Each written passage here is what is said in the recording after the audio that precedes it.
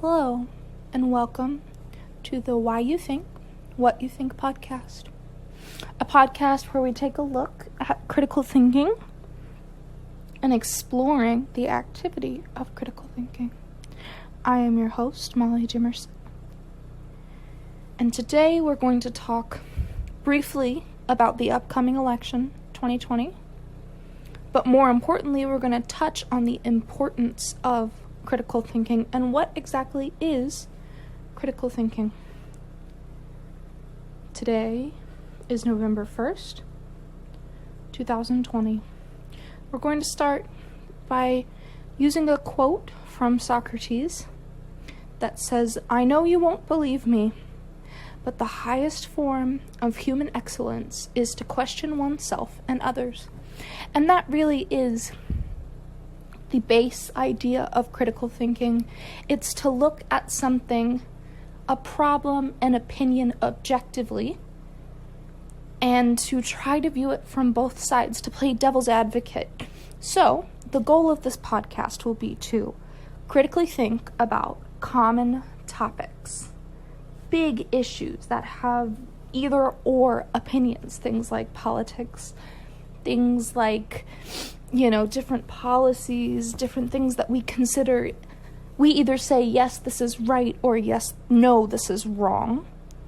We say, I agree with this, or I disagree with this, these black and white issues. And it's very important that as a society, we begin to make critical thinking part of our daily lives.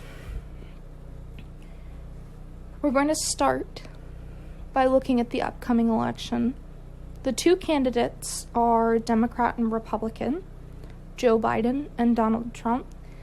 And the likelihood is that whether you agree with the candidates or not, you believe that one of them should be the president. That's kind of the point of us voting.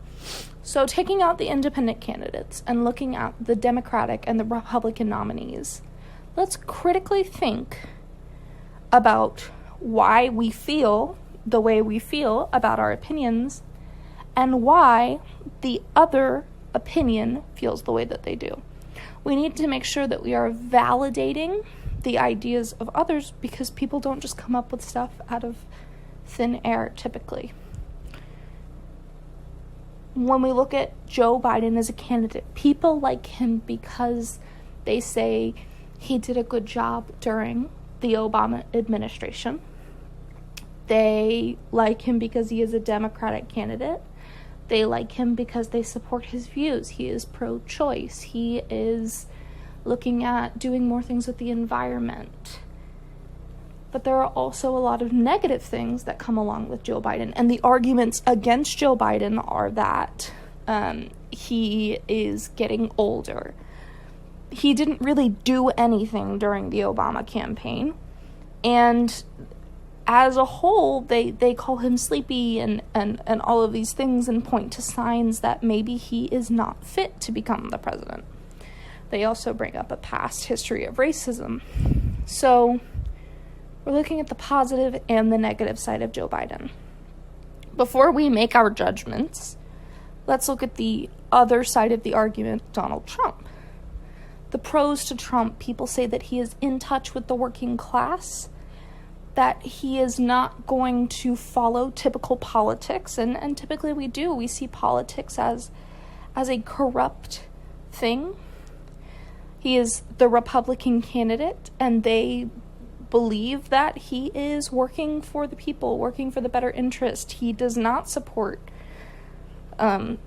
things like gun control. He doesn't support certain issues on the ballot that perhaps more conservative voters would also not support. Therefore, it is reflecting their values.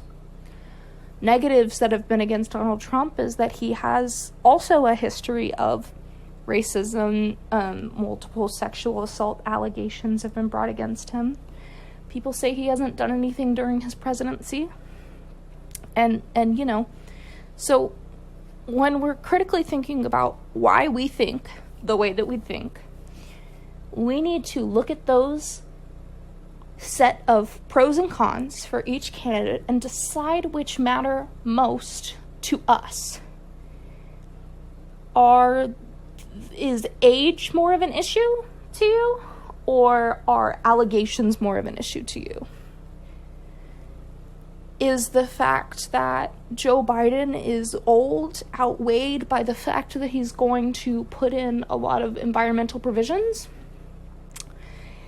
Are you willing to take a chance that even though maybe Donald Trump didn't do a lot in his first term, that he will follow your values and, make choices that do align with more conservative values in his second term?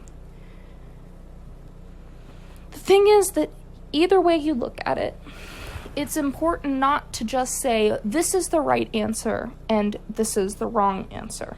So let's say I believe that Joe Biden is the correct candidate. After critically thinking and deciding that Joe Biden has more pros and perhaps less cons than Donald Trump in my eyes, I need to stop and say, but why is it valid that people would vote for Trump?